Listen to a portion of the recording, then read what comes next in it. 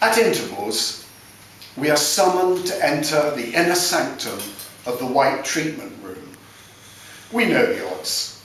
Some of us will not make it, while others will lose their manhood or suffer various indignities. As we await the call, gallows humour prevails, the shared symptoms are commonality. Today we are many.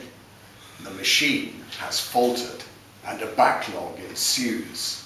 So we wait as time and pressures build, seated around the edge of the antechamber.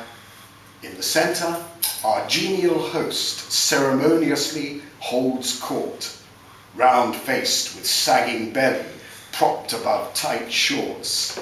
He referees the banter, giving each their turn. In black ankle-length leather boots, his chief henchman, an elderly biker, adds an educated gloss to the topic, while opposite, near the water dispenser, an amiable man in a baggy shirt smiles and nods and shifts in his seat. With fleshy cheeks pursed, our MC informs us of the ins and outs of his operation. Best thing I ever had done. It really flows now like it used to 15 years ago. He smiles genially, then addresses the biker. I used to run a motorbike, a Triumph 500. How much does yours do to the gallon? Oh, about 30-ish, comes the reply. Well, that don't sound too great, but it's more than I do now. Rueful smiles all round. Grimacing, he shifts in his shorts. Do you know what I found in my old shed? We shake our heads and await enlightenment. A reamer, he says, used to bore out old cylinders when they get blocked. You could do with one of them then, the lit biker laughs. It's been the blessed diarrhea, you know, that's been the thing for me, he confesses with a thin smile, and getting up 4 times a night. Legs cross and uncross in sympathetic chorus. Baggy shirt leans forward confidentially. The worst thing for me, he says, tapping his chest, are these. Breasts big enough to milk a baby. He sighs and slowly subsides in his seat. Brisk activity in the corridor. A bed has appeared with oxygen mask attached, accompanied by a male nurse.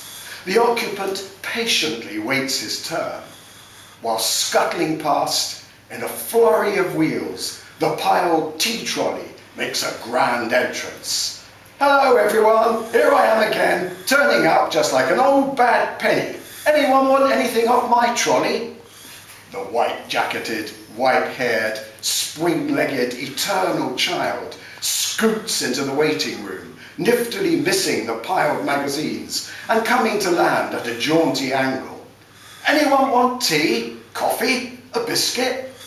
How about I tell you one of my jokes? At first, no one responds, waiting for the call to the still portal of the treatment room. But one of the older men softens. Go on then, give us a tea and tell us your joke. The trolley man's angelic parchment face beams as he pours tea and whips out his book, crammed with all the tales you have never heard of the Englishman, Irishman and Scotsman. Well, he says, you have to laugh, don't you? Distributing to each of us in turn homilies enjoining us to smile. As he leaves, the seraphic bearer of beverages gathers his trolley like a racing car poised on the starting grid, fires off a final encompassing grin and zooms off down the echoing corridor. The treatment door opens. A name is called.